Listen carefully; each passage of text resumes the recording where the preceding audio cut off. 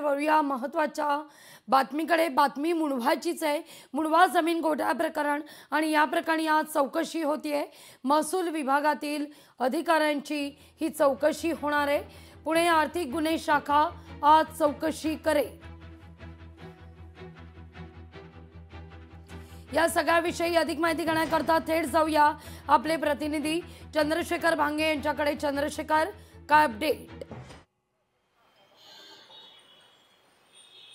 लागू खरं तर आज जी आहे ती महसूल विभागातील काही अधिकारी आहेत बडे, त्यांची चौकशी जी आहे ती पुणे पोलिसांचा आर्थिक गुन्हे विभाग करणार आहे। आपण पाहिलं की यापूर्वी शीतल तेजवानी, त्यानंतर तहसीलदार येवले, त्याचबरोबर गायकवाड जे महारवतन जमीनदारांचे वतनदार होते, त्यांची चौकशी झालेली आहे। या तिघांच्या चौकशीनंतर आज जे आहे ते महसूल विभागातील जे बडे अधिकारी त्यांची चौकशी जी आहे ती आर्थिक गुन्हे शाखा पुण्याची करणार आहे। कारण ज्या पद्धतीने आपण पाहिलं या सगळा व्यवहार झाला, जो सरकारी जमीन होती मुंढवा येथील आणि ती जमीन जी आहे ती शीतल तेजवानी यांना महारवतनाची आहे असं सांगून विक्री केली। या सगळ्या प्रक्रियेमध्ये महसूल विभागाचा सुद्धा महत्त्वाचा रोल आहे।